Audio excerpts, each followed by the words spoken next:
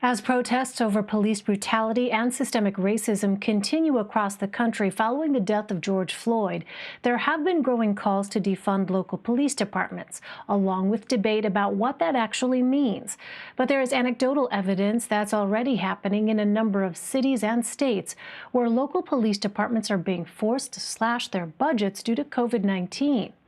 Joining me with more is employment and immigration reporter for Politico, Rebecca Rainey. Rebecca, welcome. So what has been the financial impact of the coronavirus pandemic on police departments? Well, you have to keep in mind that this is an overall budget impact to state and local governments. People are traveling less, people are spending less. That means less tax revenues for state and local governments to allocate for things like police and emergency services for the people who pick up our trash every day. So what a lot of police departments are facing are just general across the board cuts, which means an overall reduction in spending. However, this also lands at a time when there is a large reckoning over police brutality in our country. And people are considering other options for funding the police or taking that funding and allocating it in other places. And, some states, even despite this budget crunch, because of the lack of revenues from the coronavirus pandemic, they are still choosing to, cut police budgets and then reallocate some of that money back into programs for minorities or for youth services. Seattle and San Francisco, for example, are two of the cities that cut police budgets, but also reallocated that money. And so is it, they're reallocating it, what about funding to replace some of the services that police traditionally cover? Yeah, so that money would, go towards programs like, again, like youth services. And there's, other ideas about, public organizations that could, do community policing and that sort of thing. But at this time, what we're seeing is this combined effect of a reduction in funds due to the coronavirus pandemic at a time where people are, reconsidering what role police, should play in the community. So it's a very interesting time, especially with the politics that we're seeing on Capitol Hill at the moment. Republicans in the GOP are opposed to providing more funds to state and local governments, in part because they argue in that first coronavirus package we had in March, they got $150 billion.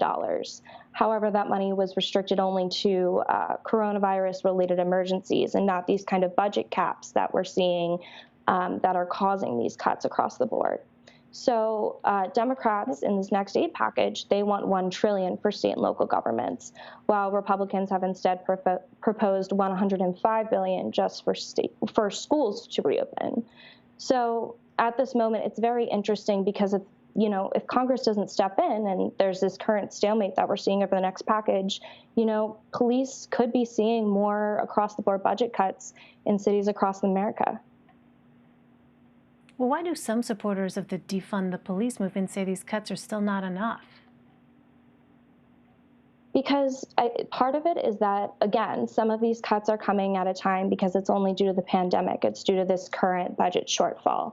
And a lot of the people who are involved in this to fund the police movement, they really want to see systemic change. They want to see across the board reductions that are going to happen year by year. They want to see actual reductions in force, reductions in the staffing at police departments as opposed to, a hiring freeze and allowing, the police department to get smaller through attrition or through people retiring.